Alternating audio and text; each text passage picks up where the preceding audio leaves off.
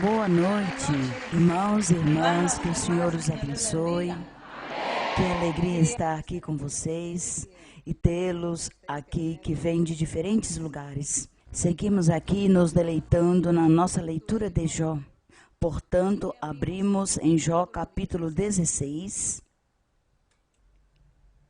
No capítulo 15 está seu amigo Elifaz, repreendendo, reprovando a Jó, julgando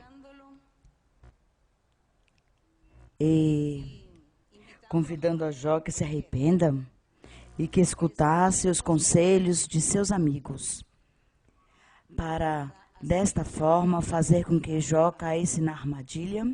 Mas já no capítulo 16 já vemos que Jó continua se defendendo e continua falando o que há no seu coração em relação a Deus. E assim lemos que diz que Jó respondeu e disse: muitas vezes ouvi coisas como estas. Quer dizer, todas as mentiras e todas as palavras que seu amigo Elifaz falou no capítulo anterior. Jó disse: muitas vezes ouvi coisas como estas. Consoladores, vocês são consoladores importunos? Sois todos importunos. E são consoladores que, ao melhor, não me fazem falta, me estão me incomodando tanto. Eu gostaria, ao melhor, que não estivessem diante de minha presença, lhes dizia Jó. Já no verso número 3, diz Jó: não terão fim as palavras vazias? Lhes trata que as palavras deles são palavras vazias. Ou, o que te anima a responder, eu também poderia falar convosco? Se vossa alma estivesse em lugar da minha, eu poderia dirigir contra vós palavras e por vós menear minha cabeça. Bom, ele se defende. Continuem vocês lendo o verso 5.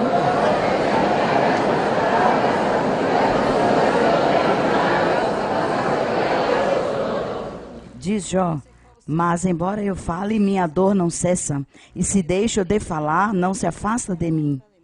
Diz que ele, falando ou não falando, sempre estava a dor no seu ser. O 7, mas agora tu, ó Deus, me exaustas, assolaste toda a minha família. Continuem com o 8.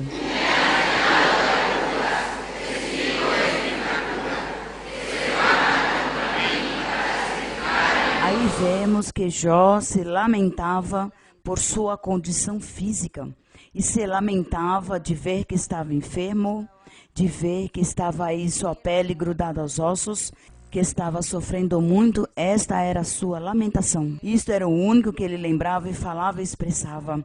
Mas em nenhum momento ele se via estar renegando ou falando mal do poderoso. O verso 9, seu furor me despedaçou, está referindo-se que Deus esteve muito enraivecido com ele, que seu furor o despedaçou. Diz: seu furor me despedaçou e me aborreceu. Rangeu seus dentes contra mim aguçou seus olhos, meu inimigo. Sigam com o verso 10.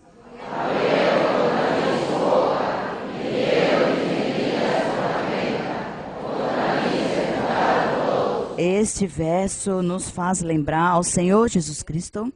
O Senhor Jesus Cristo sofreu também esta penalidade, esta perseguição, esta injúria e também este maltrato físico que a ele lhe deram seus amigos, seus irmãos, os do povo judeu naquela época.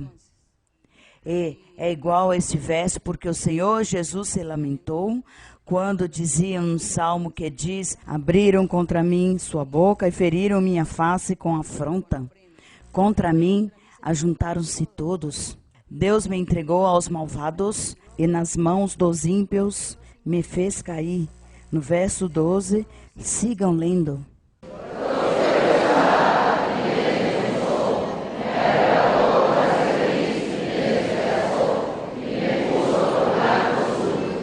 Ele então está falando que como Deus o colocou nas mãos de seu inimigo, o inimigo fez muitos males contra Jó, assim como também o inimigo fez muitos males contra o Senhor Jesus Cristo, e também, porque não, o inimigo faz muitos males contra nós.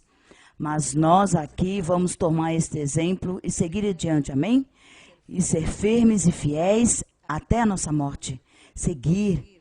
No verso 14 diz: quebrantou-me com quebranto sobre quebranto, assaltou-me como um guerreiro, cozeu um saco sobre minha pele e afundei minha cabeça no pó. Sigam com 16.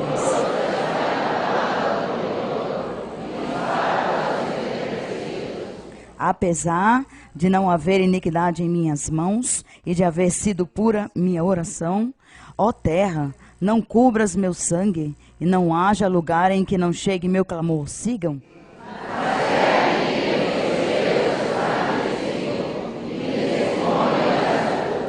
Ele abrigava a esperança que, apesar de tudo, de todo sofrimento, e apesar que ele fosse morrer, ou que chegaria o dia da sua morte, ele diz que aí nos céus ele teria uma testemunha, estaria a favor dele.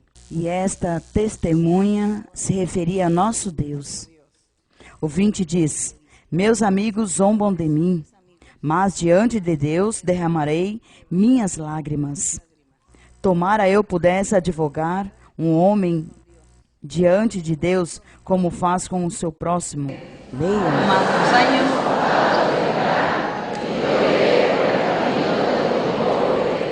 Bom, estas são as palavras que saem do coração de Jó. Em nenhum momento está ofendendo a Deus, mas ele fala e se defende, e sim, ele diz que realmente Deus o entregou na mão de teus inimigos, na mão de seu inimigo, para que lhe fizessem todos esses tipos de males. E nós estamos lendo e analisando Jó para que nós também possamos retomar e seguir, digamos, com este exemplo de fidelidade, o exemplo de amor a Deus, reconhecimento ao nosso Deus, e sermos inteligentes de pensar que temos um inimigo, que este inimigo nos faz muitos males, mas que Deus está primeiro em tudo, e que Deus, além disso, é nosso defensor e nosso amigo. Portanto, damos a honra e a glória ao nosso Deus. Vamos então agora sim com as perguntas. Quantos microfones há no dia de hoje? Antes das nossas perguntas, também saudamos com muito carinho a todos os nossos irmãos e todas as pessoas que nos verão no vídeo, no estudo bíblico desta noite. Estamos aqui em Palma de Mallorca. Uma saudação para todos com muito carinho. Iniciamos com nossas perguntas. Boa tarde, irmã, que o Senhor abençoe. Bem-vinda a Maiorca. É uma grande alegria para mim poder tê-la aqui, compartilhar com a senhora esta tarde tão formosa com todos nós. Dou a honra e a glória ao nosso Deus. Tenho uma pergunta na Bíblia, irmã. Está em Gálatas, no livro de Gálatas, capítulo 5. Em Gálatas, capítulo 5. Sim, irmão. Versículo do 22 ao 23. Sim, irmão, pode ler. Fala dos frutos do Espírito, irmã. O capítulo 5, verso 22 diz assim: mas o fruto do Espírito é amor, gozo, paz, longanimidade, benignidade, bondade, fidelidade, mansidão, domínio próprio. Contra essas coisas não há lei. Irmã, sabemos, porque a senhora nos ensinou sobre o significado da palavra amor, a qual é não pecar, irmã. Seguir o amor até alcançar a perfeição como Cristo. A perfeição, como dominar nossa carne, também dominar nosso coração. Minha pergunta é, irmã Maria Luísa, o amor se fortalece quando há mais fé e mais convicção? Ou a convicção e a fé fazem com que haja mais amor, irmã? Esta é a minha pergunta. Você diz que o amor perfeito, o amor puro, o amor total, o amor diz que quando o amor chega à perfeição, está referindo-se quando um ser humano, um homem ou uma mulher deixam de pecar. Quando se deixa de pecar, então diz que já há amor perfeito nesta pessoa, ao deixar de pecar, pois tem convicção, confiança em Deus, crê no Senhor, tem segurança em Deus, tem fé, ama a Deus, ama a si mesmo, ama seu próximo, deseja fazer a vontade de Deus, deseja agradar a Deus, tudo isso, tudo um conjunto, é um conjunto de elementos que se reúnem em um homem, em uma mulher, para viver esta vida perfeita e reta diante do Senhor. As pessoas às vezes pensam que é muito difícil chegar a ser perfeito, mas isso não é assim, porque a perfeição não é talvez que nós imaginávamos. A perfeição é uma pessoa normal, comum, uma pessoa que deixa de estar fazendo mal e anda fazendo o bem, e em seu coração somente estão virtudes e qualidades. Esta é a perfeição. E se o Senhor Jesus Cristo, que Ele levantaria uma igreja perfeita, sem mancha e sem rugas, assim é. Isso é possível. É possível que uma pessoa consiga chegar a este estado. Por exemplo, nós lemos aqui nas epístolas, nas cartas do apóstolo Paulo, que lemos em algumas partes, diz o apóstolo: eu cumpri com meu trabalho, terminei minha carreira. Se atreveu ele a dizer que tinha terminado sua carreira e já tinha chegado à meta? Então, o que seria o que ele entendeu e compreendeu o apóstolo Paulo? Que viveu como viveu ele? Viveu esta plenitude de Deus, viveu esta perfeição. Por isso ele se atreveu a dizer isto, que ele tinha terminado sua carreira, que ele já se sentia satisfeito, que já um dia qualquer partiria. E isso é possível, Você consegue, mas é um conjunto, tudo se junta. Não é somente um só elemento, ou da sabedoria, da inteligência, conhecimentos, ou da convicção, não. Tudo é tudo. Tudo o tem uma pessoa. Tudo pode ter aquela pessoa que se diz chegou ao seu estado de perfeição. E este estado de perfeição chama-se o amor, porque diz: de tudo se reúne no amor, tudo se junta no amor, e que o amor continua ainda no mais além. Lá na eternidade também teremos o amor, a misericórdia de Deus conosco. O amor, a santidade, a perfeição continuará aí em pé. Portanto, aqui quando se lê em Gálatas, no capítulo 5, que diz que afastar-se, pois, de muitas coisas, de muitos pecados, afastar-se de muitas coisas ruins, mas indevidas, que a carne nos incita a pecar. E diz que afastar-se de tudo isso para que, ao contrário, tenhamos estes frutos. E eu sim quero ler novamente estes frutos, que diz: o fruto do Espírito. O Espírito de Deus, quando chega ao nosso coração, na nossa vida, permite que vivamos esta vida santa e reta que Deus quer.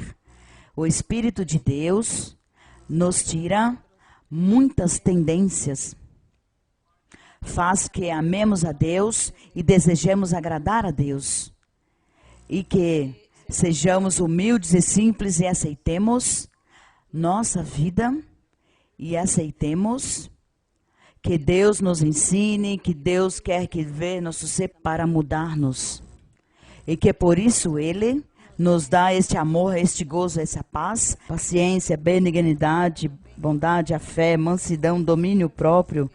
Contra todas essas coisas não há nenhuma lei que o impeça. que impeça que nós possamos fazer as obras do Senhor e nós possamos cumprir com os mandamentos de Cristo Jesus. Estes são os mandamentos de Cristo: fazer o bem e reunir todos estes elementos para que entre todos reunimos, se diga, temos amor. Temos o amor de Deus em nosso ser, que nos leva a viver uma vida santa. Seguimos adiante com outra pergunta. Boa noite, irmã Maria Luísa. Seja a senhora muito bem-vinda. A senhora, toda a sua comitiva, sejam bem-vindos à Espanha, a esta terra tão maravilhosa que é aqui em Maiorca. Se me permite, tem uma pergunta na Bíblia que se encontra no livro de Provérbios, no capítulo número 9, desde o versículo 1 até o 6. Provérbios 9, do 1 ao 6. Sim, irmã. Posso ler, irmã? Sim. A sabedoria edificou sua casa, lavrou suas 7 colunas, matou seus sacrifícios, misturou seu vinho e pôs sua mesa. Enviou suas criadas para convidar desde o lugar mais alto da cidade. Disse a todo ingênuo, vem aqui, e aos insensatos diz, vinde, comei do meu pão e bebei do vinho que eu misturei. Deixai as ingenuidades e vivereis, e andai pelo caminho da inteligência. Muito obrigada, irmã. A sabedoria edificou sua casa. É o Senhor Jesus Cristo. O Senhor Jesus Cristo é a sabedoria. E diz que ele edificou sua casa, que é a igreja. Isso no verso 1. Lavrou suas 7 colunas. Matou seus sacrifícios, misturou seu vinho, pôs sua mesa. Enviou suas criadas. Nosso Deus enviou suas criadas, e suas criadas são os profetas.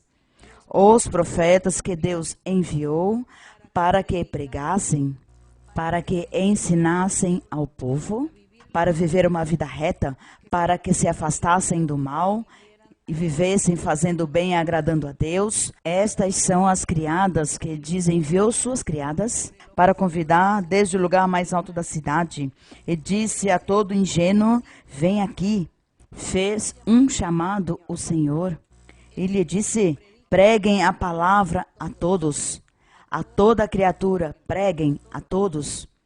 Que diz, aos simples, aos insensatos, dizia, vinde, comei do meu pão, que é a doutrina do Senhor, bebei do vinho que eu misturei, que era do seu sangue.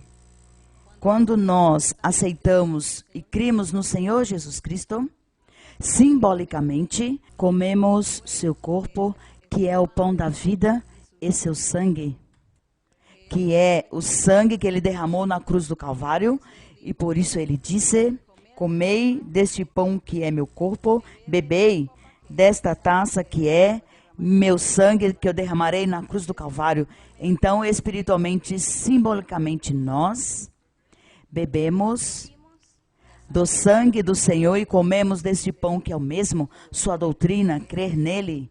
Por isso diz no verso 5, vinde, comei do meu pão e bebei do vinho que eu misturei, deixai ingenuidades e vivereis. Vivereis a vida eterna e andai pelo caminho da inteligência.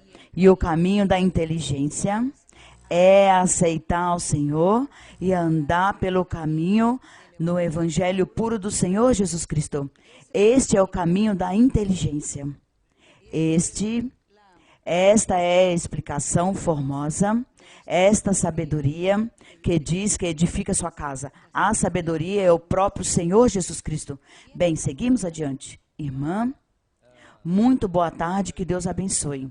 A pergunta que eu quero fazer está na Bíblia, no livro de Isaías, capítulo 61. Conta que o livro de Isaías é um livro muito formoso, muito profundo, cheio de muito amor. Por isso, eu quero fazer esta pergunta que está no capítulo 61. Farei a pergunta que está no verso número 1 e no verso número 9 e 10. Assim diz a palavra do Senhor, para a glória e honra do seu nome. Espírito de Deus, o Senhor está sobre mim, porque me ungiu o Senhor para levar as boas novas aos pobres, para curar os quebrantados de coração, para proclamar a liberdade dos cativos e aos presos a liberdade do cárcere. Número 9 diz: a descendência deles será conhecida entre as nações e seus descendentes no meio dos povos. Todos os que os virem reconhecerão que são a linhagem do Senhor, abençoou. No 10 diz assim: regozijai-me-ei grandemente no Senhor, minha alma se alegrará em meu Deus, porque me vestiu com as vestiduras da salvação, envolveu-me com um manto da justiça, como um noivo que se põe um diadema e uma noiva que se enfeita com suas joias. Irmã, me pergunta onde diz assim: o Senhor está sobre mim, porque me ungiu o Senhor. Eu gostaria que me dissesse ou me esclarecesse se o Senhor, como na leitura em muitos livros, quando o Senhor escolhe uma pessoa, um ser, o unge, se a senhora pode aprofundar um pouco mais se é assim, como o Senhor continua escolhendo pessoa que quer andar em seus caminhos. Que Deus abençoe. Em Isaías 61 está falando do nosso Senhor Jesus Cristo. Está falando do chamado que teve o Senhor Jesus Cristo como profeta, como salvador, como percursor, como o único caminho que leva à vida eterna. Por isso diz o Espírito de Deus, o Senhor está sobre mim, porque me ungiu o Senhor. Está falando aqui o Senhor Jesus, isto é para ele, para levar as boas novas aos pobres, para curar os quebrantados de coração, para proclamar a liberdade dos cativos e aos presos a liberdade do cárcere. Seguem todos os versos o chamado que teve nosso Senhor Jesus Cristo e tudo que o Pai lhe disse e lhe encomendou que fizesse. Também no verso 9, que leu o irmão, diz: e a descendência deles será conhecida entre as nações e seus descendentes no meio dos povos, quer dizer, os crentes, a igreja, os que iam se converter pela pregação do Senhor Jesus Cristo. Está referindo-se, diz, são a linhagem que o Senhor abençoou, referindo-se à igreja do Senhor. Regozijar-me-ei grandemente no Senhor, minha alma se alegrará em meu Deus, porque me vestiu com as vestiduras da salvação. Falando da salvação do Senhor Jesus Cristo, ofereceu e oferece aos seus crentes. Envolveu-me com o manto da justiça, como um noivo que se põe um diadema e uma noiva que se enfeita com suas joias, porque é a igreja do Senhor Jesus Cristo, e é o Senhor Jesus quando diz como noivo, é Cristo, e a igreja é a esposa, porque diz que eles celebrarão as bodas, Cristo Jesus com sua igreja. Então, todo este livro de Isaías é o chamado a Cristo Jesus para a sua missão em que Deus o tinha mandado, missão que ele ainda está cumprindo até o dia de hoje, está referindo-se ao Senhor Jesus Cristo e à sua igreja. É muito importante que nós leiamos Isaías para que percebamos tudo que Deus disse do Senhor Jesus, tudo que falou dele e tudo que se diz à igreja de Jesus Cristo. Portanto, seguimos adiante. Boa tarde, irmã, irmãos, que Deus abençoe a todos. Irmã, tenho uma pergunta, pois já que, como nos ensinaram na Bíblia, nos evangelhos, que vemos na palavra do Senhor, há 2 casos na Bíblia, e um em Gênesis e em 2 de Reis, que falamos de Enoque e falamos de Elias, e 2 personagens que andaram com Deus e foram transpostos. Sim, e andaram com Deus e foram transpostos, pois a irmã nos ensinou, pois que foi uma bênção muito linda. Como vemos que na Bíblia, vemos os apóstolos, já temos a senhora, profeta, evangelistas, estamos para nos aperfeiçoar, vemos milagres como o Senhor levanta mortos. E a pergunta é, irmã, sobre ser transposto? Será que nesta época podemos viver e alguém seja transposto? E daí me sai a minha segunda pergunta. Vemos como Elias foi transposto. Vemos outro personagem como Daniel. Daniel foi um homem que fez o que era reto diante do Senhor. O Senhor o amou. Vemos na Bíblia, nas leituras, e disse que ele dispôs seu coração e o Senhor o escutou. Poderia ser, sabemos que o único que cumpriu a lei foi nosso Senhor Jesus Cristo, mas pode ser que Elias, Daniel, sim, foram cumpridores da lei, irmã? Bem, não falamos tanto de cumprir a lei de Moisés, porque diz que nenhum cumpriu a lei. Isso é que diz, ninguém cumpriu a lei. Mas também há alguns personagens na Bíblia que não pertencem à lei de Moisés. Alguns personagens na Bíblia pertencem aos convidados às bodas do Cordeiro. O Senhor Jesus dizia que João Batista não pertencia à igreja do Senhor. Diz que João Batista era o amigo do esposo. E João Batista é convidado às bodas. E segundo Salmos, quando nós lemos Salmos, encontramos no Salmo, como no Salmo 84, onde fala nas bodas do Cordeiro e todos os seus convidados. Diz que haverão muitos convidados nesta boda. Então dizemos, quem são os convidados? Porque a igreja do Senhor não pode ser a convidada, porque a igreja do Senhor é a esposa, é quem vai casar, é quem se casa.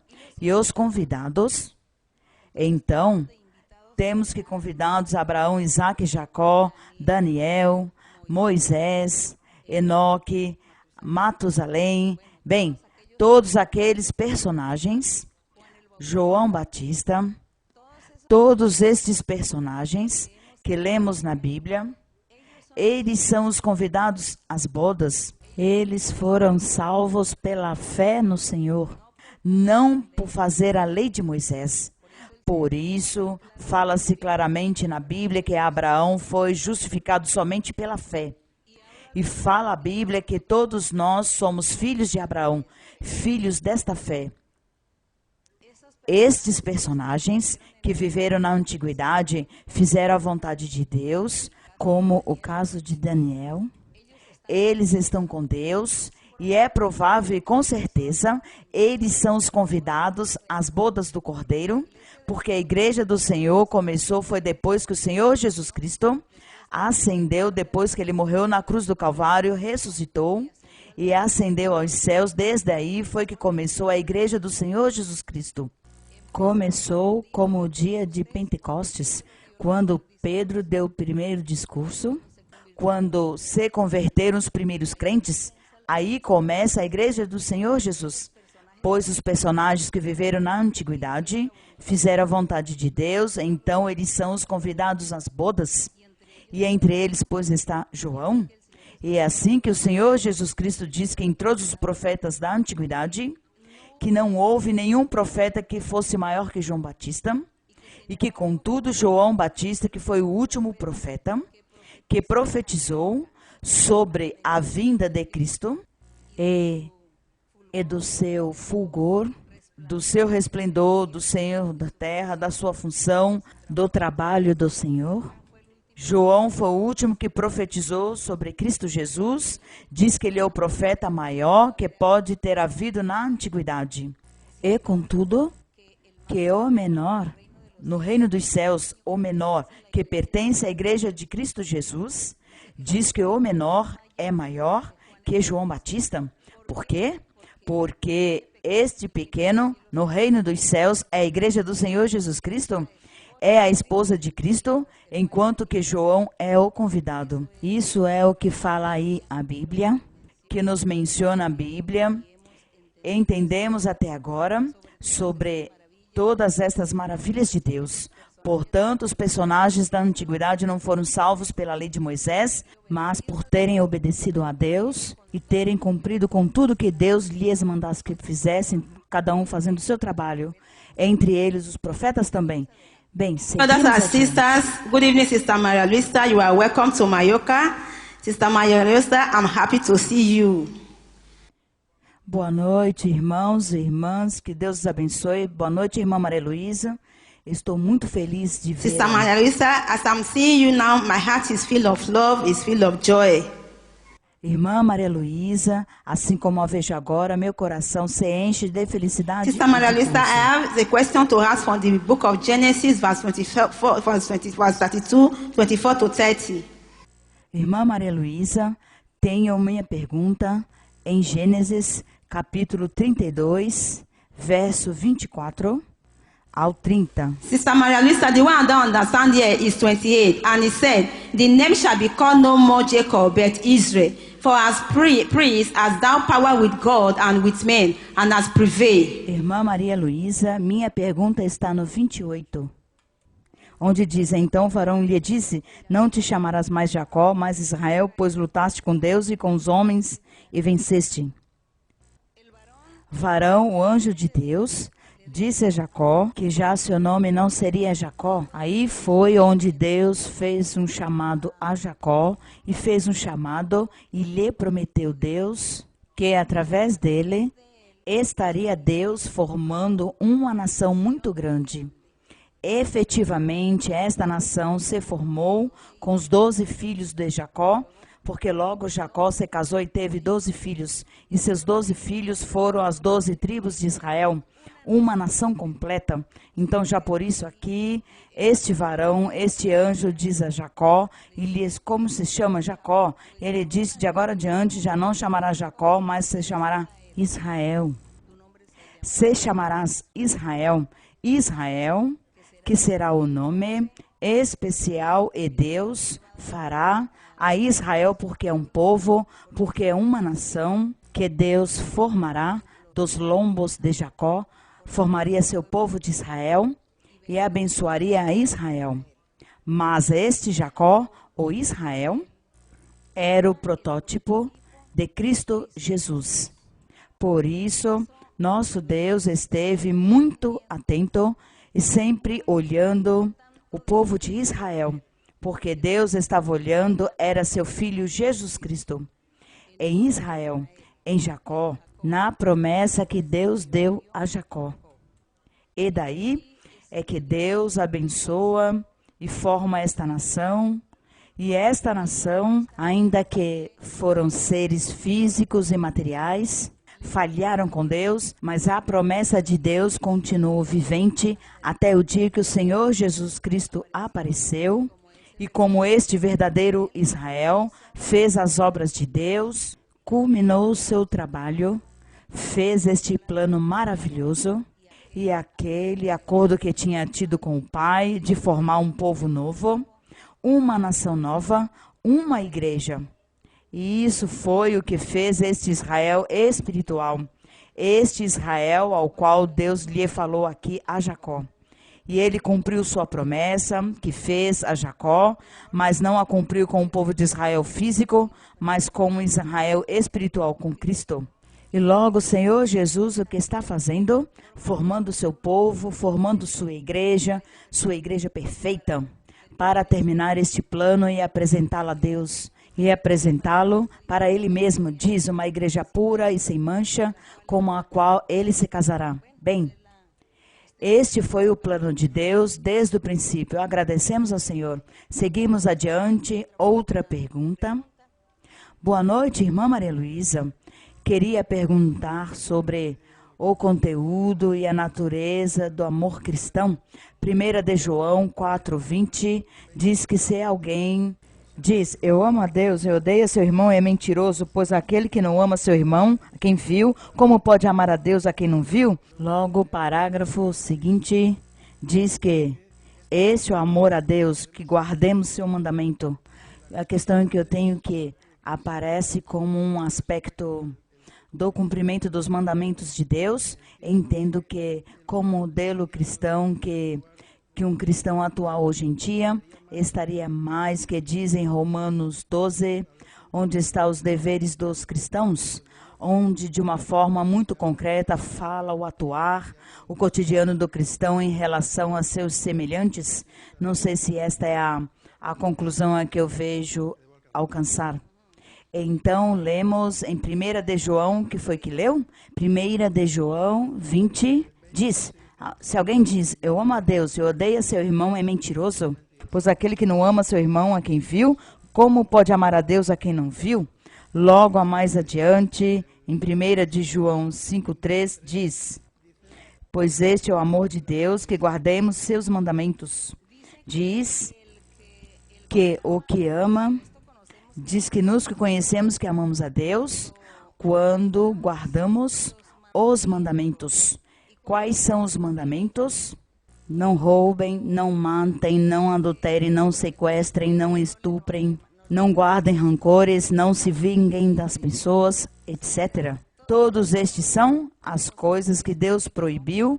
Ao cumpri-las, estamos fazendo os mandamentos de Deus, e se cumprimos com todas estas coisas, nos afastamos de todos estes males e todas estas coisas indevidas, então estamos cumprindo os mandamentos de Deus. E se estamos cumprindo esses mandamentos de Deus, pois estamos amando a Deus. Por isso, está claro o ensinamento. Se alguém diz, eu amo a Deus, e odeia seu irmão, para odiar o seu irmão, é porque está aí fazendo males? Porque uma pessoa que aborrece e descarta os outros, lhes faz males, demonstra com atos que ele está lhe fazendo males, está ofendendo, não cumprimenta, não lhe estende as mãos, com certeza está caluniando, está julgando, está tirando os seus pertences, que é o que não está fazendo com seu irmão, está odiando seu irmão, está pecando contra seu irmão, cometendo pecados. Então, por isso diz, como odiar tu que amas a Deus? Olhe todos os males que está fazendo a teu irmão. Então, tu não amas a Deus, porque o que ama a Deus, guarda os mandamentos de Deus, de fazer o bem. E tu, se fazes bem ao teu irmão, então sim, amas a Deus. Mas está fazendo muitos males a teu irmão, não amas a Deus porque não está fazendo este mandamento. Então, aqui não há nada contraditório. O amor é deixar de pecar. Ter amor é não pecar. E quando uma pessoa não peca, se diz que está cumprindo os mandamentos de Deus. Aí está correto. Vamos ver, por exemplo, aqui em Romanos, capítulo 12, que o irmão sinaliza. Romanos, capítulo 12, vamos ver o que nos diz. O que nos diz aqui em Romanos, capítulo 12. Fala algo dos deveres. Diz, irmãos, exorto-vos, pelas misericórdias de Deus, que apresenteis vossos corpos em sacrifício vivo, santo e agradável a Deus, que é vosso culto racional. O que será apresentar o corpo em sacrifício vivo e santo? O que será, senão que cada um de nós nos sacrificamos no que mais gostamos, no que nos produz prazer, e nós não o fazemos somente por agradar a Deus, somente ou cumprir o mandamento de Deus. Então alguém gosta muito de se embriagar, beber muito álcool, e diz eu bebo álcool porque eu gosto muito. Minha carne me pede, meu corpo me pede, e beber, e beber, e beber. Meu corpo me pede que me embriague. E quando estou embriagado, então faço muitas loucuras, faz loucuras porque perde, pois, a lucidez. Aí está pecando, aí não está cumprindo os mandamentos de Deus, aí não está vivendo esta vida santa, não está se sacrificando ele mesmo, pois ele diz não, eu quero cumprir os mandamentos de Deus, eu quero viver uma vida santa, então me proíbo, deixarei de me embriagar porque eu quero agradar a Deus e quero não ofender as pessoas que me rodeiam, porque quando me embriago, eu cometo loucuras, faço loucuras e faço muito dano às pessoas que me rodeiam, então eu me sacrificarei, não beberei. Já vou sacrificar minha carne, é isso, sacrifício vivo, isso que diz aqui o apóstolo. Quero, pelas misericórdias de Deus, que apresenteis vossos corpos em sacrifício vivo e seja santo e agradável a Deus, quer dizer, cumpre os mandamentos de Deus. Então, isso é o mesmo, Estamos falando do mesmo? Falando, e temos que nos afastar do pecado, e que ao afastar-se do pecado, você está se sacrificando, você sacrifica a sua carne. Somente para agradar a Deus. Você deixa de pecar porque quer agradar a Deus, quer cumprir os mandamentos de Deus. Isso se chama amor. A isso se chama deveres cristãos. É isso. Seguimos adiante. O irmão terá outra pergunta? Era esta a questão, basicamente. Bem, obrigada. Aproveito para perguntar sobre o tema da fé. A fé é um dom de Deus ou pode se alcançar pelo entendimento e pela vontade humana? A fé é dom de Deus, mas a fé também nós a produzimos no momento em que eu chego à igreja, no momento em que Deus me falou por profecia e Deus me falou profundo do meu coração e eu criei e disse sim. Seguirei nesta igreja, porque Deus se manifesta nessa igreja. Ele se manifesta. Então eu começo a seguir, tomo minha decisão. Então eu mesma criei minha fé em Deus, crendo nele. Então eu continuo na igreja, passa o tempo, o que acontece? E já depois Deus me premiará. E Deus nos premia, dando-nos já mais fé. Já nos dá o dom de fé, nos usará para fazer milagres, para fazer muitas coisas como instrumentos para a sua obra, para a sua igreja. Assim Deus nos usa. Então esta fé, já Deus nos aumentará em nossas vidas. Mas fomos nós o que iniciamos para crer no Senhor, porque vimos estas experiências, as sentimos. Por isso estamos aqui, porque senti a experiência. Deus próximo de mim, Deus na minha vida, e continuo e tive fé. Agora Deus me aumentou a fé, seguimos aqui adiante, porque Ele nos dará fé abundante para que não duvidemos jamais. Em meio às tribulações e das provas que nosso inimigo coloca em nossas vidas, pois nossa fé podemos desmaiar, podemos nos desanimar, nossa fé pode ter caído, mas como o Senhor que faz é nos aumentar a fé e nos dar mais fé, vamos ter mais segurança e mais convicção, como aquele Jó. Seguimos adiante, sim. Outra pergunta? Boa noite, irmã, que Deus abençoe. Queria fazer uma pergunta no livro de Efésios, capítulo número 1, verso número 6. Efésios, capítulo 1, 6. Sim, irmão. Para louvor e a glória de sua graça, pela qual nos fez agradáveis no amado. Irmã, quando eu leio este verso, eu sempre penso nos louvores. Quando louvamos ao Senhor, e sinto que o louvor tem que ser algo natural de nós, algo que nasce do coração. Por isso eu gostaria de perguntar sobre estes momentos em que nós sentimos que nos custa louvar. E alguns irmãos lhes custa louvar ao Senhor. Se estou me equivocando, me corrija, irmã. Se pode nos ensinar, irmã? Não somente estar no louvor, aqui no verso 6. Sim, os irmãos buscaram Efésios 1:6, que diz que Deus, aqui no verso 4, diz: segundo, Deus nos escolheu em Cristo, antes da fundação do mundo, para que fôssemos santos e irrepreensíveis diante dele em amor, havendo-nos predestinado para sermos adotados como filhos seus, por meio de Jesus Cristo, conforme o beneplácito de sua vontade, para louvor da glória de sua graça, pela qual nos fez agradáveis no amado. Este louvor é mais além, é mais profundo, que quando nós vamos à noite à igreja para orar. Que quando vamos nos dias de louvor, nós dizemos, no dia segunda, terça-feira são dias de louvor, ou sexta-feira é dia de louvor. Neste dia vamos e oramos. E no dia de louvor, pois louvamos a Deus e cantamos, estamos felizes e contentes.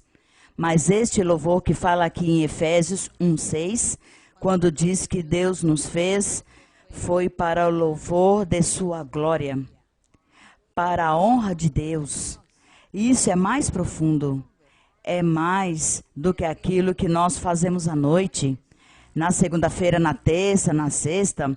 Isso é mais profundo porque isso é para que o nome de Deus seja colocado em alto por todos os seres, por toda a humanidade, que as pessoas digam, que as pessoas creiam e digam que Deus existe, que Deus é o dono de toda a criação, que Deus fez o universo, e Deus conhece os pensamentos das pessoas, e Deus tira, e Deus coloca, que Deus dá, e Deus é o que faz tudo. Ele é poderoso, está em todas as partes. Quando as pessoas dizem isso, quando as pessoas pensam nisso de Deus, aí está se engrandecendo a Deus. E está louvando-se a Deus. Está se reconhecendo um de outra forma. Os seres estão reconhecendo que existe um ser supremo, um ser grande e poderoso, que não se vê, mas que é o dono e que dirige e governa toda a criação, dirige os trovões, os relâmpagos, os tornados, os maremotos, os tsunamis. Este ser supremo dirige tudo isso, manda chuva, tira chuva, manda tremores e terremotos. As pessoas, sem necessidade de reconhecer a este Deus poderoso, sem necessidade disso, sabem que existe um ser supremo que dirige essas coisas e que é o que promove, que permite todos estes fenômenos em todo o globo terrestre. Com isso é suficiente para que este versículo se cumpra e para o louvor da glória de sua graça, a graça de Deus, pela qual nos fez agradáveis.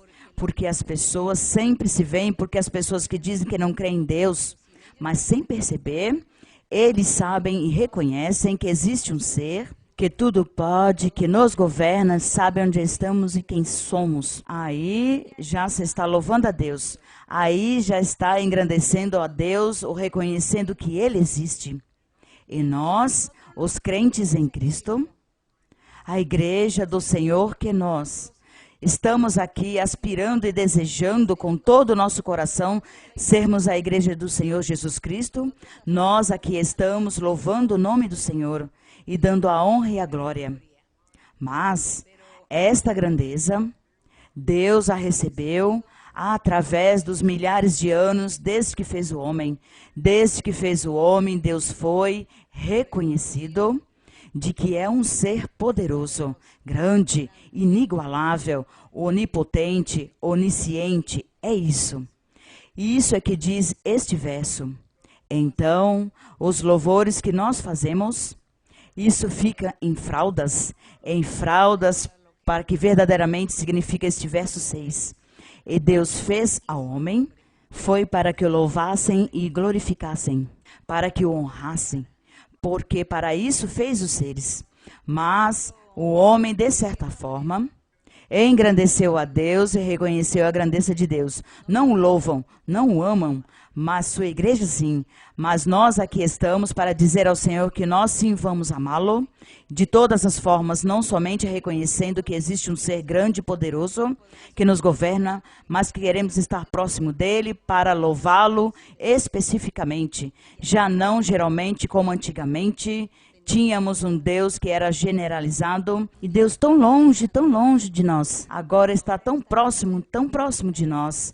Ele está aqui em nosso coração, em nosso ser, e Ele sabe que o amamos. E aí também estamos cumprindo com este objetivo, com esta finalidade de ter feito o homem para seu louvor. Então queremos dizer ao nosso Deus, estamos aqui para louvá-lo, para glorificá-lo, porque Ele é digno. Seguimos adiante. Outra pergunta, sim. Irmã Maria Luísa, boa noite. Irmã, alguns irmãos tinham feito a pergunta sobre a figueira que se secou e os discípulos ficaram maravilhados porque tinham pouca fé. Isso está em Mateus 21, 18 e 19, mas minha pergunta está em Marcos capítulo 11, verso 12 a 14. Marcos 11, 12 e 14. Sim, posso ler, irmã? Sim. No dia seguinte, quando saíram de Betânia, ele teve fome e, vendo de longe uma figueira que tinha folhas, foi ver se achava algo nela, Mas, ao se aproximar, não achou nada senão folhas, porque não era tempo de figos. Então dirigiu-lhe a palavra, dizendo: que ninguém volte a comer jamais fruta de ti. E seus discípulos estavam escutando. Irmã, minha pergunta é: o Senhor Jesus sentiu fome e viu de longe a figueira, se aproximou dela, e somente encontrou folhas e nenhum figo? Ele se enraiveceu pela fome que tinha e não podia comer? E por que amaldiçoou a figueira se não era o tempo da colheita? Irmã, eu gostaria que a senhora aprofundasse este capítulo. Bem, aqui não diz que o Senhor se enraiveceu. Aí não fala que se enraiveceu, ele não se enraiveceu por isso. Ele, pois, também não pensou no momento se era tempo de colheita, se não era tempo de colheita. Simplesmente o Senhor estava em outra coisa. Era pensando no reino de Deus, pensando em evangelizar, em salvar, em fazer coisas boas para a humanidade. Ele estava pensando nisso, não estava pensando se era tempo ou não da colheita. Além disso, às vezes, ainda que passe a colheita, as árvores ainda ficam alguma fruta? Passa a colheita, mas as arvorezinhas ainda ficam algum fruto aí grudado na árvore. Esta foi a esperança dele, ainda que não fosse a época de frutas, pois que de repente tinha ficado alguma coisa.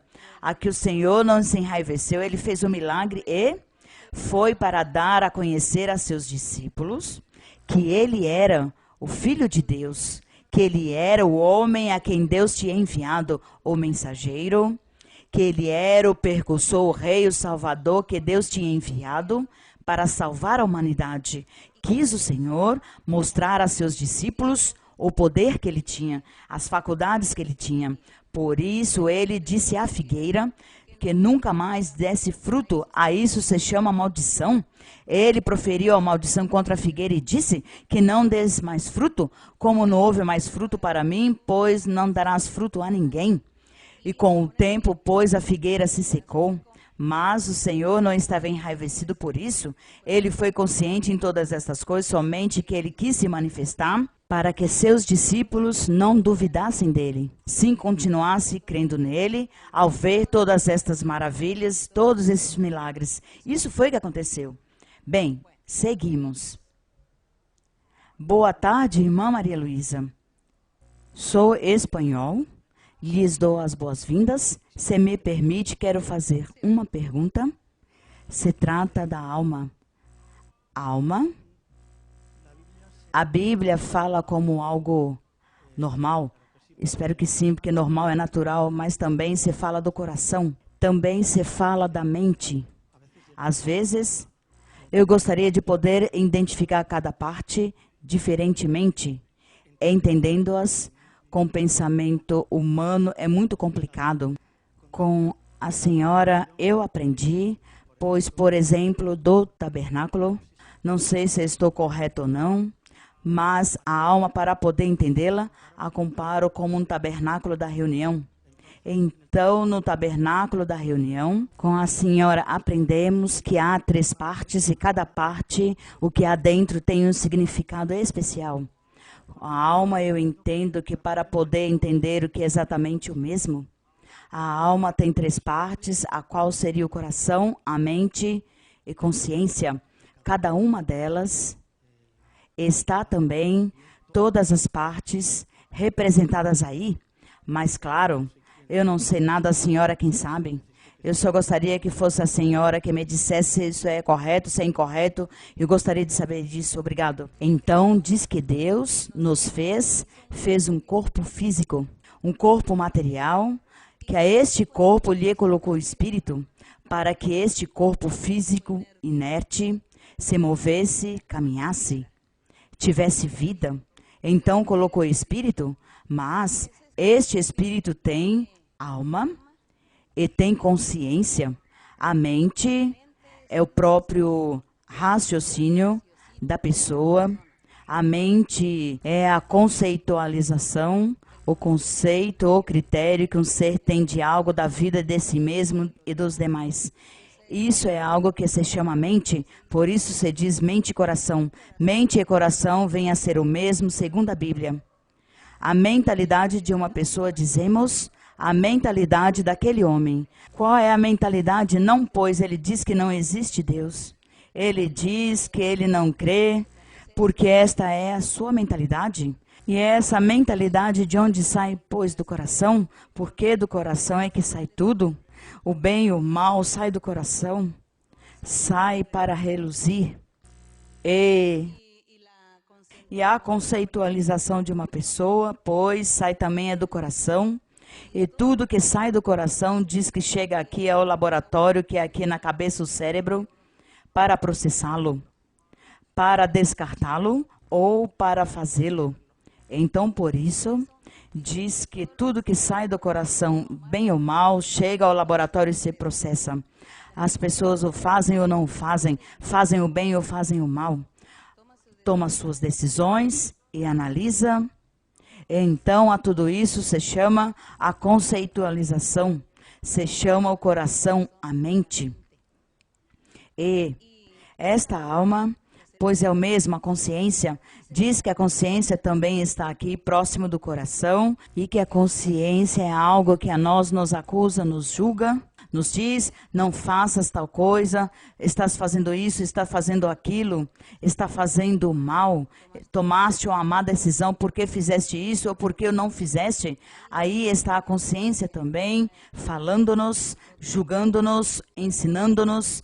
Mas agora que conhecemos a Deus e que conhecemos a palavra do Senhor e que aprendemos o que é pecado, o que não é pecado, o que é que deve se fazer ou deixar de fazer, e quando nós cometemos uma falta, um pecado, nossa consciência imediatamente nos acusa. Há algo dentro de nós mesmos que nos diz, você porque fez isso, desagradou a Deus, desagradou a Deus. Então, esta é a consciência. Então, isso é o que um dia nós vamos estar na presença de Deus. Um dia, quando esta carne morra, a carne fica morta, inerte, dorme aí e vira pó.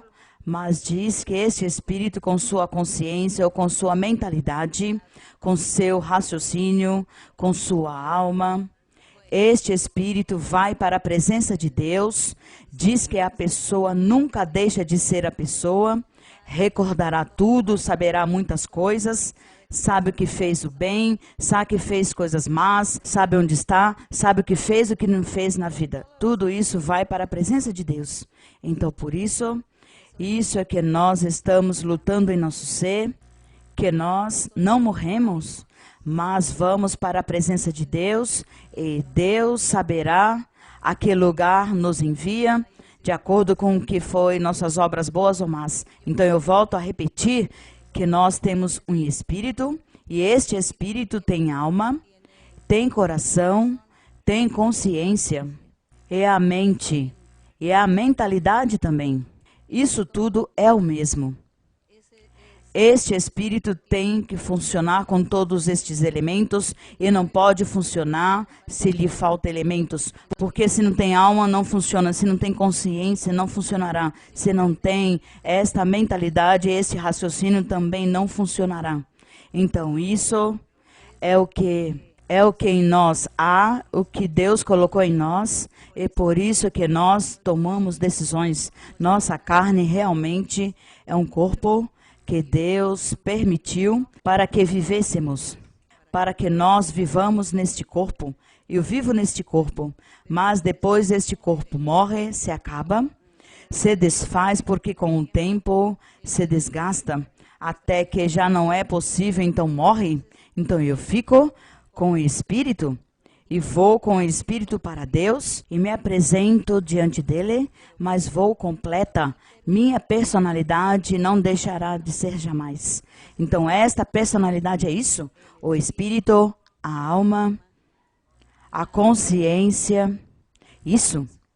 E isso lá vai diante da presença de Deus, isso é o que Deus diz, cuidem-se de fazer coisas más, cuidem-se de pecar, porque então vocês sofrerão tormento. Lá na eternidade vocês sofrerão tormento. É melhor desfrutar com Deus. Porque se é assim, nós que vivemos neste corpo, temos momentos felizes e momentos tristes também. E quando temos tribulações e momentos tristes, nos sentimos mal, muito mal. E quando somos felizes, então nos sentimos bem. Que alegria, que felicidade, que bonito é ser feliz. Bem, seguimos adiante. Boa tarde, irmã Maria Luísa, bem-vinda à Espanha. Muito obrigada por vir. Minha pergunta é da Bíblia. Lucas 13, 18 diz: E disse, a que é semelhante o reino de Deus, e com que o compararei? É semelhante ao grão de mostarda, que um homem tomou e semeou em sua horta, cresceu e fez-se árvore, e as aves do céu se aninharam em seus ramos. E voltou a dizer, a quem compararei o reino de Deus? É semelhante ao fermento que uma mulher tomou e escondeu em 3 medidas de farinha, até que tudo ficou fermentado. Muito obrigada, irmã Maria Luísa. A que é semelhante o reino de Deus? Com o que o compararei? Então diz, é semelhante ao grão de mostarda. Diz que o grão de mostarda é uma semente muito pequena. É tão pequena a semente, a semeia o homem. E quando já cresce, diz que se faz uma árvore muito grande, tão grande e frondosa.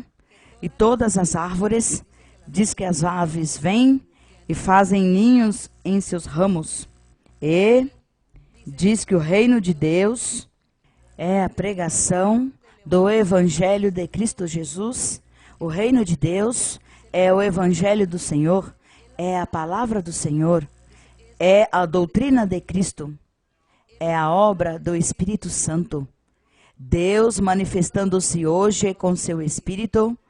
Este é o reino de Deus.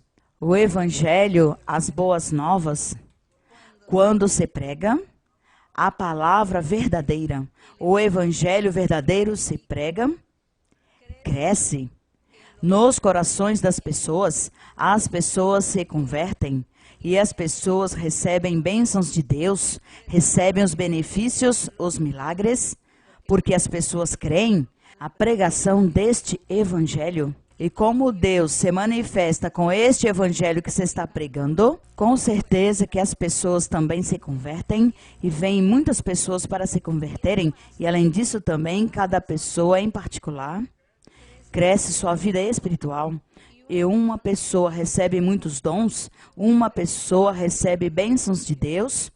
E esta pessoa, por sua vez, se transforma como se fosse uma árvore frondosa que dá frutos, e dá muitos frutos, porque o Espírito de Deus está em sua vida, porque creu no Evangelho, e porque Deus veio à sua vida para habitar, e esta pessoa está dando frutos, e Deus usando a pessoa, e a pessoa ora pelas pessoas, e as pessoas recebem milagres, e desta forma, a pessoa que dá estes frutos, por parte de Deus, esta árvore que diz que as aves do céu vêm fazer ninhos, quer dizer, as outras pessoas vêm e recebem benefícios de você, que recebeu de Deus, você que tem de Deus, você tem doutrina, você tem dons, você tem uma vida nova, você dá bom exemplo, bom testemunho, você edifica as demais pessoas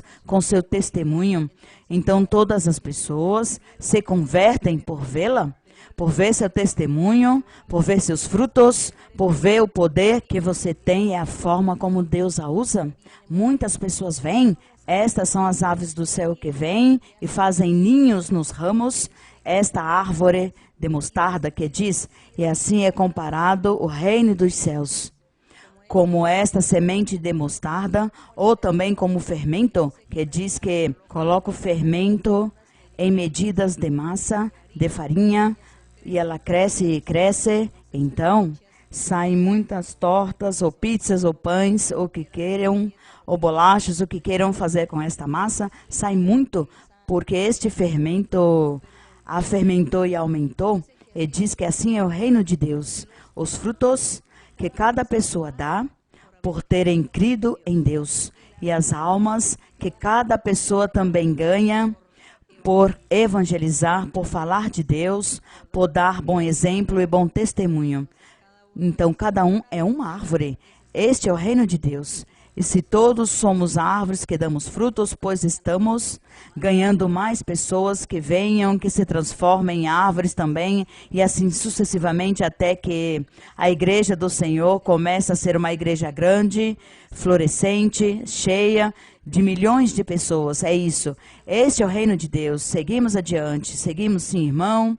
Boa noite, irmã Maria Luísa. Deus a abençoe. Irmã, minha pergunta se encontra no livro de Hebreus, capítulo 11, do versículo 24 ao 26.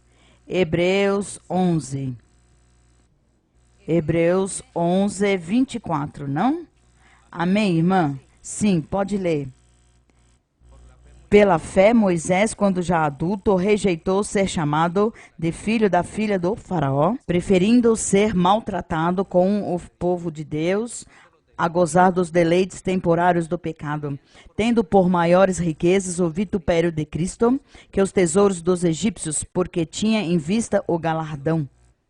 Irmã Maria Luísa, temos entendido que a senhora nos acaba de confirmar e continua nos ensinando as perguntas hoje também anteriores, que o povo de Israel, uma vez que saiu do Egito, representava o Senhor Jesus Cristo. E Oséias 11:1 também confirma, porque aí vinham os genes do Senhor. Me nascem duas perguntas no versículo 26.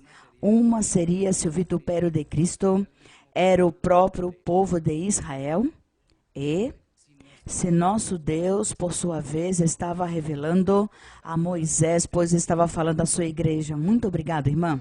Verso 24. Pela fé, Moisés, quando já adulto, rejeitou ser chamado de filho da filha do faraó. Diz que pela fé de quem? Foi a de Moisés ou da mãe?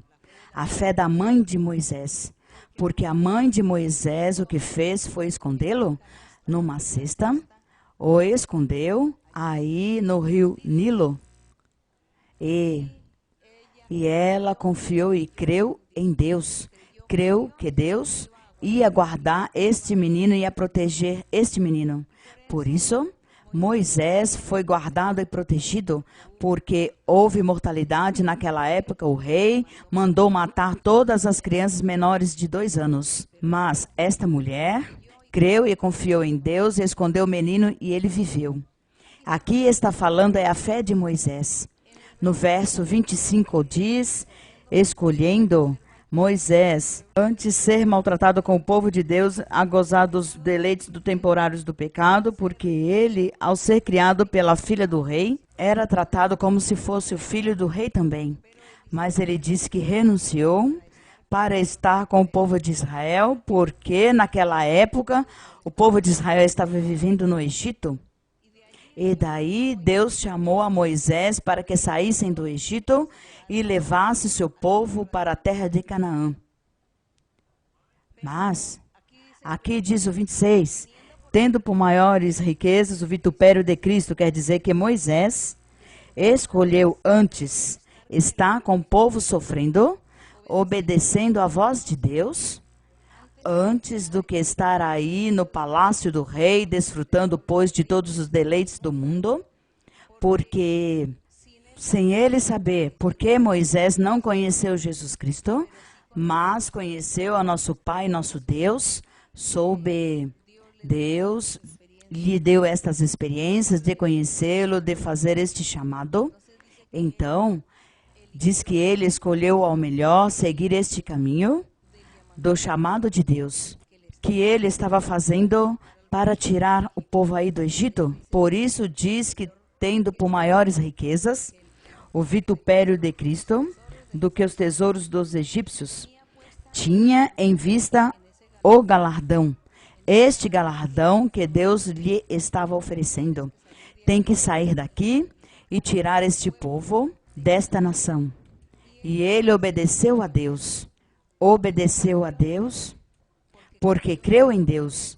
E ao crer em Deus, teve fé. E Deus lhe premiou esta fé, porque os vitupérios foram os sofrimentos do Senhor.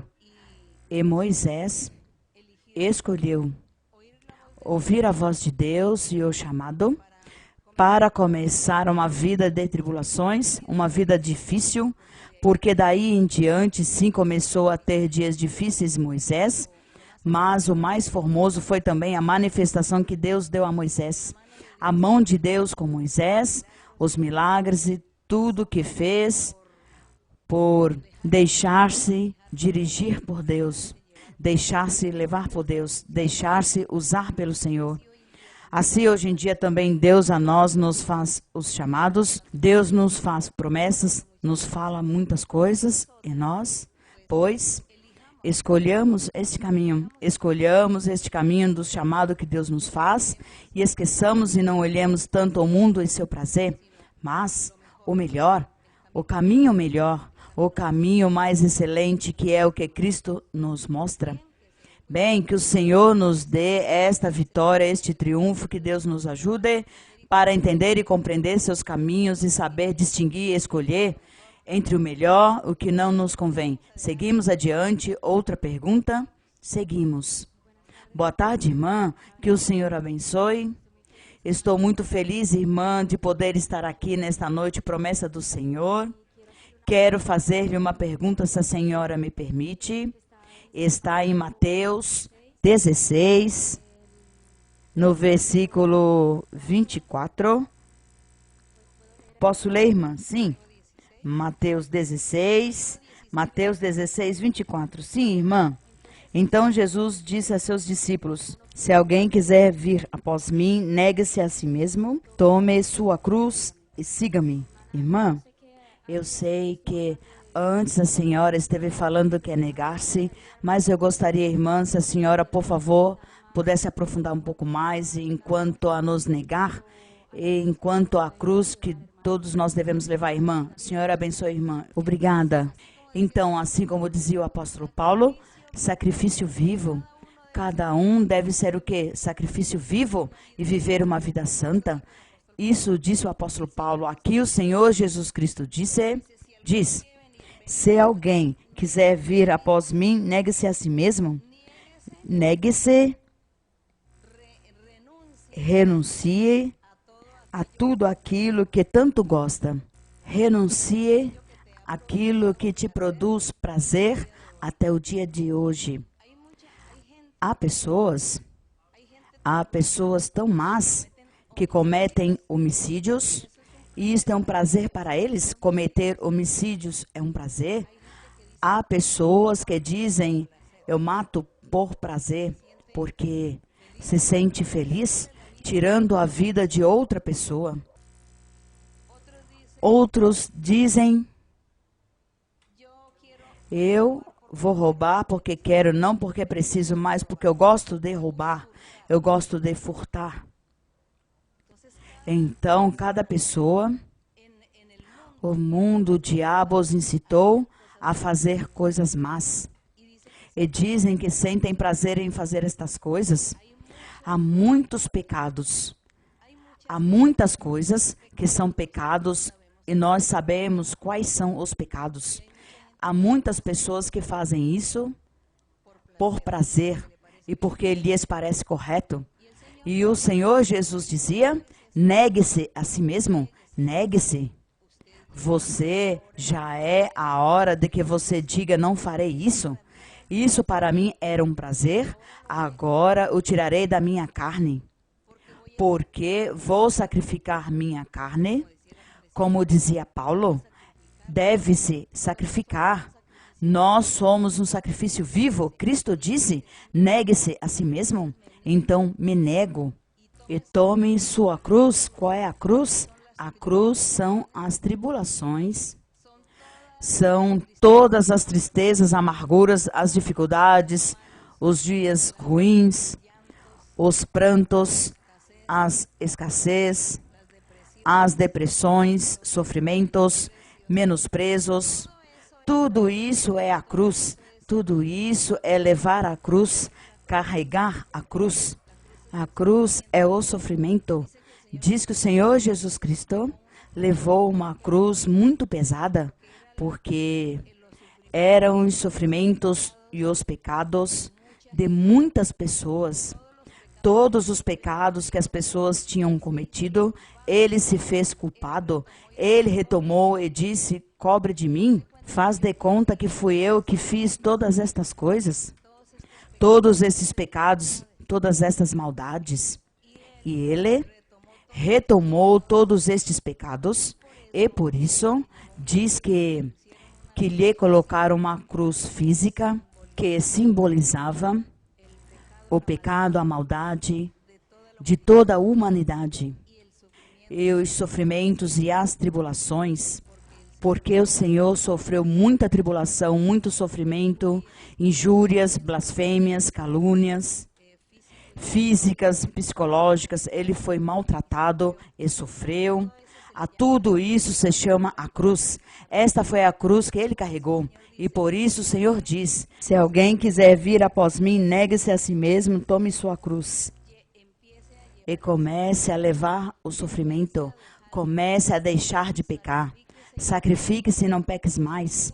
Sofra e tenha paciência como Jó. Supere os dias ruins. Supere as tristezas, as amarguras. Seja forte, seja valente. Esta é a cruz que temos que levar. Esta é a cruz que nós levamos. Não é uma figura, não é um símbolo, nem é um pedaço de madeira, mas isso é simbólico, é espiritual. Os sofrimentos e as tribulações que você possa ter, isso se chama uma cruz. Está levando você uma cruz por amor a Deus, por amor a Cristo. Então o Senhor diz isso: negue-se e tome sua cruz e siga-me. E não se preocupe. O Senhor, em outros versos da Bíblia, diz que não se preocupe. Minha carga é leve, meu jugo é muito leve, eu os ajudarei. Eu os ajudarei para carregar isso, para levar toda esta carga, este sofrimento, estas tribulações. Eu os ajudarei, sigam adiante, ore, confie em mim e tudo será simples e fácil, e verdadeiramente que assim é. Assim é, porque nós tivemos dias ruins, mas também estamos aqui com a felicidade que nosso Deus está nos ajudando, levantando-nos e fortalecendo-nos. Good evening, Sister Maria Luisa. Welcome to Palma de Mallorca. My name is Godwin Osawe, and I'm from Nigeria. I just have a question. My question is this. I want to make some statements first. Disse seu nome, disse que é da Nigéria, e lhes dá as boas-vindas, irmã Maria Luísa, e somente tem uma pergunta. As Christians, I know it is good to know the Bible very well. Como cristão, entendo que é muito importante conhecer a Bíblia muito bem, To know the inside and the outside. para saber o que está dentro de toda a Bíblia. Paul told us to study to get ourselves approved. Estudar a Bíblia para que nós sejamos aprovados por dentro e And por fora. Jesus told us that we should beware of false prophets in the last days. E também nos ensinou que o Senhor Jesus Cristo fala de falsos profetas nos So my últimos question tempos. is this. Is it wrong as Christians to read other biblical books outside the Bible? Minha pergunta é incorreto ler outros livros, outras literaturas sobre a Bíblia, além de ler a Bíblia? Bem, depende do que você está lendo, do que vai ler. Além da Bíblia, o que vai ler, isso depende. Tudo pode se ler.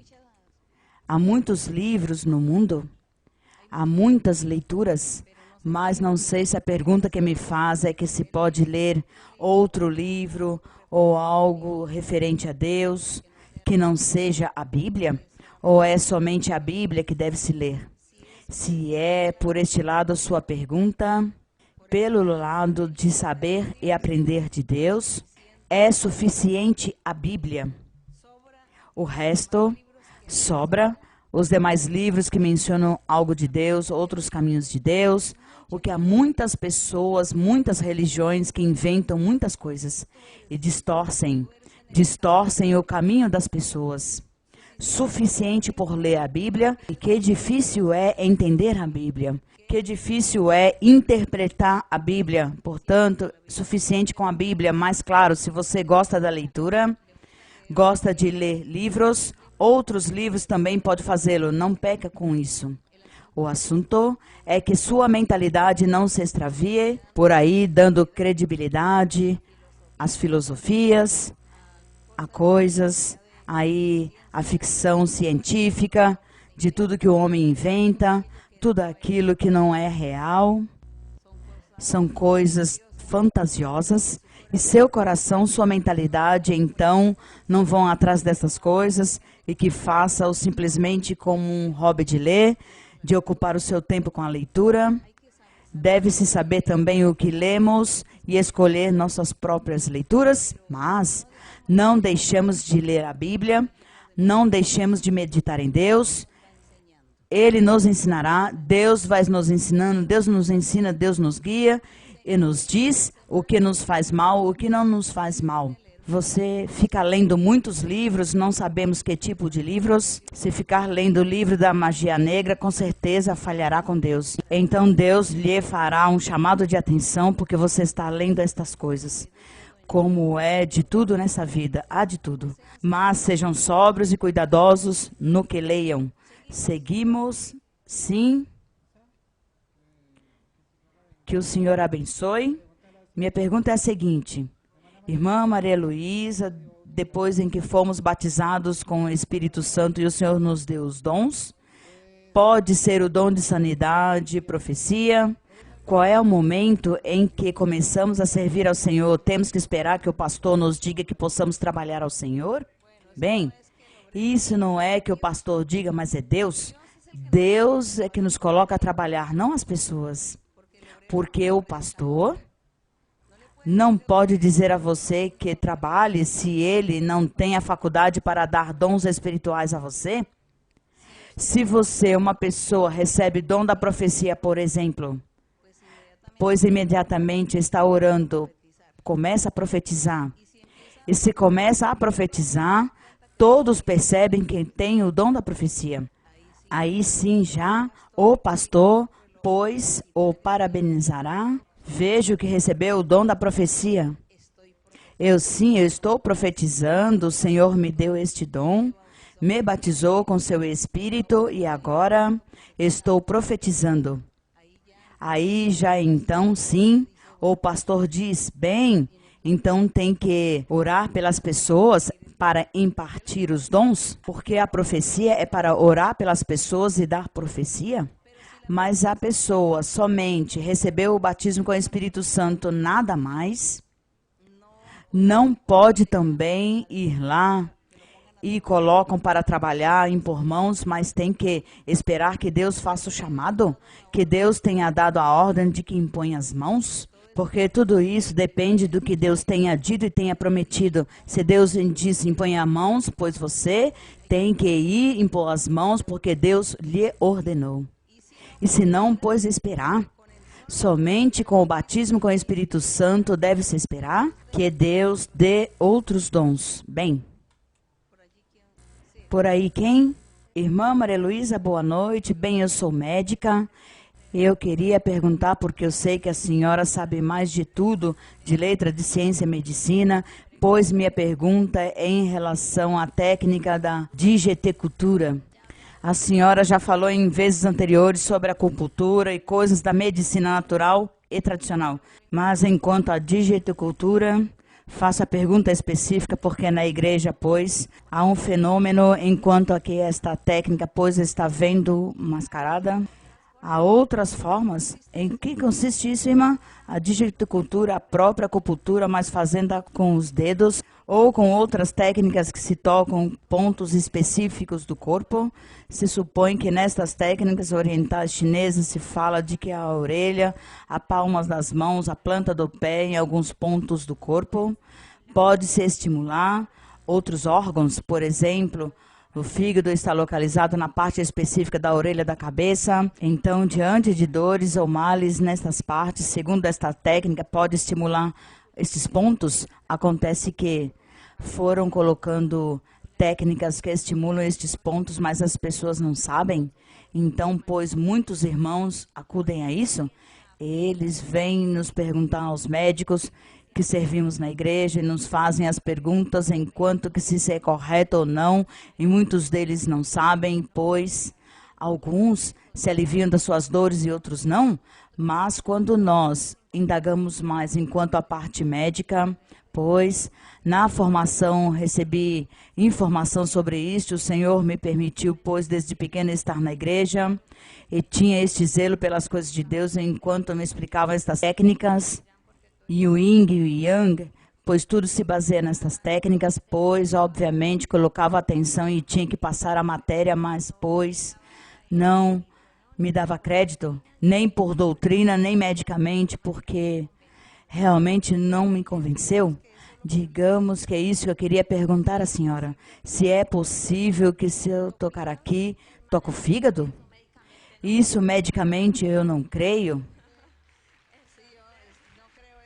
Eu não creio nisso.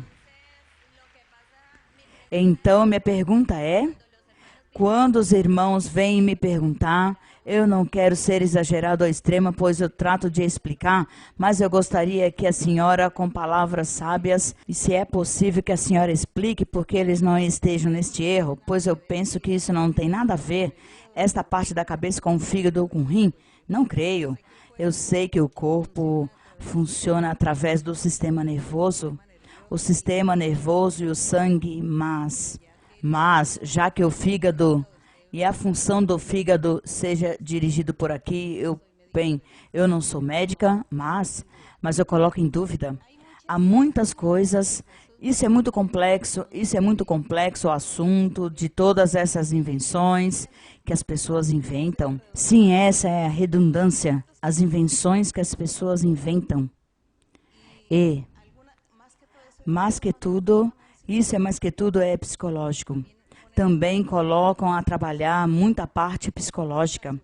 Então, a sugestão também há pessoas que apenas com sugerir se enfermam. Sugerem e algo lhe aconteceu. Então, psicologicamente, pois também trabalha muito o corpo.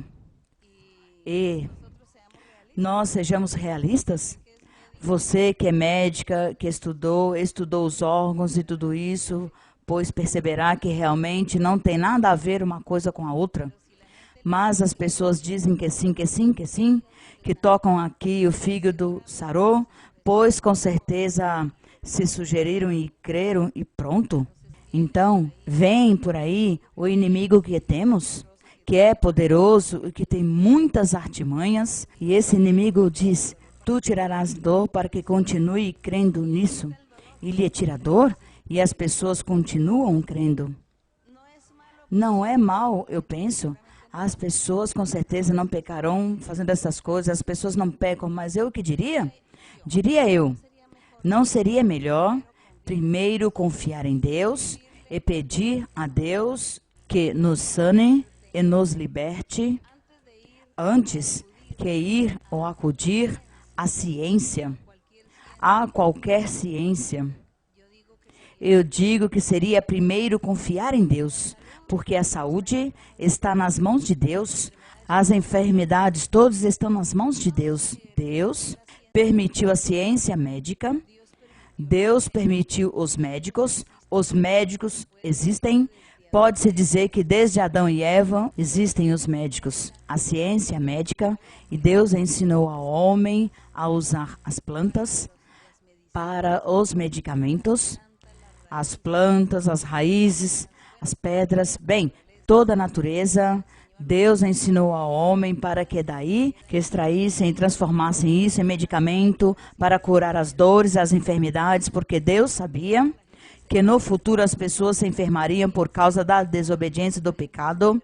As pessoas se enfermariam, então Deus ensinou ao homem, faça uso da natureza para curar as enfermidades. E por isso os médicos também, Deus os capacitou e lhes deu a ciência, as pessoas para que se capacitem e possam usar todos os elementos, bem sejam vegetais, bem sejam animais, bem sejam as pedras, os minerais, os usa para o bem-estar do homem. Tudo isso Deus permitiu, é permitido pelo Senhor. E o Senhor Jesus, quando veio nos pregar o Evangelho também, Ele disse: pois eu também tirarei algumas enfermidades, mas outras terão que ir ao médico para que lhes façam lá o tratamento. Portanto, de uma ou outra forma, nós não pecamos. Nós confiamos no Senhor e oramos, e Deus não me sanou.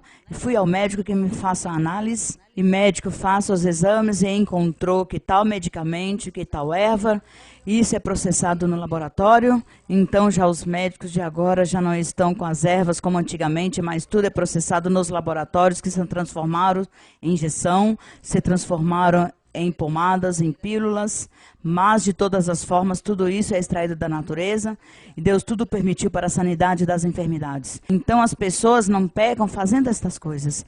As pessoas sim pecam quando vão aos bruxos, aos feiticeiros, aos espíritas, para que lhes curem as enfermidades. E também aquelas coisas ocultas que não sabemos nem conhecemos, pois eu evitaria ir, como acontece no caso que perguntam à irmã, que lá as coisas da ciência asiática, é isso? Lá, orientais, e dizem que com as agulhas, bem, apertando, como fazendo muitas coisas, eu faria o seguinte: eu melhor vou para o médico normal, que me tire o sangue, amostras de sangue para olhar e ver o que eu estou enfermo. Antes de fazer o outro que eu desconheço, eu não sei do que se trata, aonde de repente o diabo me coloca uma armadilha e eu caio na armadilha, então melhor eu vou no que conheço. Então Deus nos estará guiando, Deus nos guia, Deus nos ensina. Se alguém vai lá nestes lugares e diz que sim, que se sanou, que foi bem a ele, respeitemos isso. Mas com certeza, se está fazendo mal, Deus o guiará, Deus o ensinará. Se está fazendo bem, pois Deus não lhe diz nada. Isso que acontece. E isso será o último que pode acontecer. Também não vamos atuar de uma forma tão exagerada, e ser fanáticos, mas também não ser tão permissivos em todas as coisas que nos apresentem na vida, que eu não tenha, pois, estar examinando o que faço, onde vou, que é o que está acontecendo e por que isso. Então, pois, sabedoria diante de tudo e desejemos o melhor. Façamos o melhor, o caminho melhor, seguir o caminho do Senhor, que Deus lhe ensine. Senhor, ensina-me, guia-me, Senhor, mostra-me, porque eu ignoro essas coisas e tu me ensinarás. Isso é o melhor. Portanto, meus queridos irmãos e irmãs, no dia de hoje, a todas as pessoas, a todos os nativos, aqui nesta cidade, destes países da Europa, uma saudação para todos vocês e que Deus os abençoe e os use, que Deus lhes dê inteligência, lhe dê conhecimento e doutrina, que Deus faça maravilhas em tua vida e em suas famílias e que escute suas orações e que Deus sempre esteja concedendo os desejos de seus corações, as petições do seu coração. Também a todos que nos veem no vídeo, também uma bênção de Deus para todos vocês, que Deus escute também suas orações, seus pedidos, que Deus escute suas lamentações, suas necessidades, seus desejos, petições, que Deus esteja com todos vocês sempre. Cantemos ao Senhor um coro, antes de fazer a nossa oração, um coro, o 12, o coro número 12. O coro número 12, vamos cantar ao Senhor, para logo fazer nossa oração. Sim.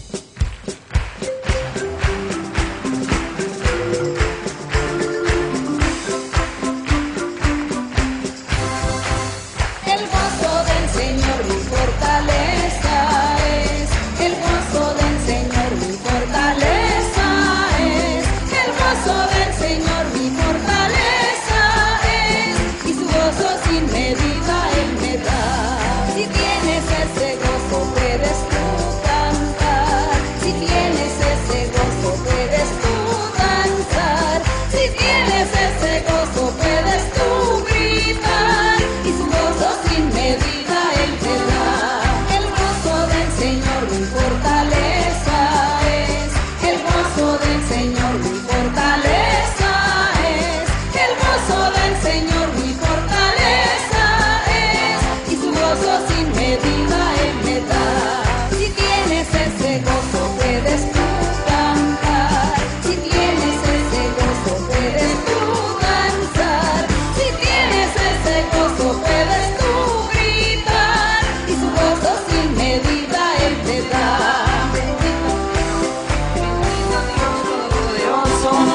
Gracias te damos, Señor, en este momento, porque hemos estado delante de tu presencia, con tu permiso, Señor, leyendo la Biblia, Señor, y meditando en algunos versos de la Biblia, meditando, Señor, en tu doctrina y en todas las enseñanzas, de todo lo que tú nos has dado, de lo que tú nos das, mi Señor, para meditar, para aprender, para superarnos, para que nuestra vida espiritual crezca, para que nosotros no desmayemos en ningún momento de nuestra vida, sino que seamos fuertes y valientes y que tú nos estés fortaleciendo cada día más.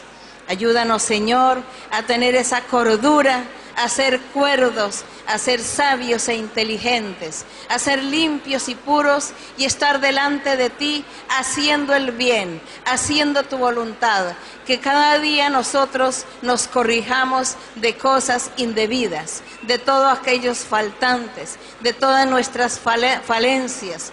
Que, Señor, nosotros podamos lograr superarnos cada día y entender y comprender, porque es ahí, Señor, donde radica la sabiduría y la inteligencia, el temor, el creer, el preocuparse por ti, que tú hagas milagros y señales, que tú extiendas tu mano, mi Señor, y seas libertando y haciendo milagros y señales, quitando todo espíritu inmundo de los cuerpos.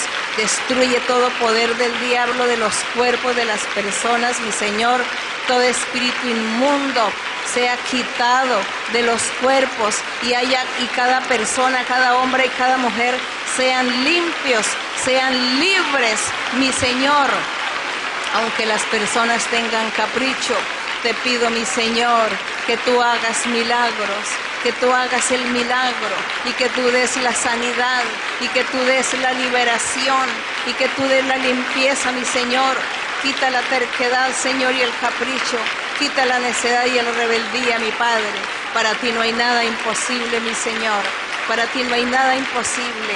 En el nombre de tu Hijo Jesucristo de Nazaret te lo pido, mi Señor, que nuestras oraciones sean escuchadas, que nuestras plegarias lleguen delante de tu presencia, que nuestra oración, Señor, llegue delante de ti y que tú nos escuches. Que tú, Señor, nos respondas, nos contestes, que nos cumplas. Concede, Señor, nuestra oración. Concede las peticiones de nuestro corazón. Te pido, mi Señor, que tú seas rompiendo las ligaduras, las ataduras y las cadenas diabólicas. Rompe las cadenas y liberta a los cautivos, mi Señor. Quita las enfermedades, las dolencias. Mira, Señor, los que tienen el síndrome de Down, los que tienen estas enfermedades cerebrales. Mira a las personas con autismo. Mira, Señor, los que han sido víctimas de la brujería, de la hechicería, que tienen espíritus que no los dejan razonar, que no los dejan comportarse con cordura. Te pido, mi Señor, que tú libertes, que tú limpies, reprende espíritus inmundos. Haya libertad y liberación en los cuerpos y en las vidas de muchos. Ahora te pido, mi Señor, también por lo material, que extiendas tu mano y bendigas materialmente, dando el trabajo, la vivienda, el vestido, la comida, el estudio, dando el dinero para pagar las deudas a todos. Te pido que tú los bendigas, mi Señor. También te pido por lo espiritual, Padre Santo, que tú bautices con tu Espíritu Santo. Bautiza con tu Espíritu. Señor, envía tu poder espiritual y tus dones espirituales. Dales inteligencia y sabiduría. Dales cordura para que ellos entiendan tu doctrina, tu palabra, tus caminos. Dales inteligencia y sabiduría, mi Señor. Liberta, Señor. Dales dones perfectos. Dales el don de interpretar lenguas, el don de discernimiento, el don de echar fuera demonios. Liberta, oh Señor, liberta y bendice. Bendice con todos los dones espirituales, mi Señor. Gracias, eterno Dios, en el nombre glorioso de Jesucristo, tu Hijo amado, bendito para siempre. Aleluya. Gloria al Rey para siempre. Gloria, mi Señor. Gracias, Señor, gracias, Padre Santo, en el nombre glorioso de Cristo Jesús, tu Hijo amado, gloria a nuestro Dios. Muito obrigada. Queridos irmãos e irmãs, muito obrigada. Obrigada que nos vem no vídeo também. Que Deus os abençoe grandemente.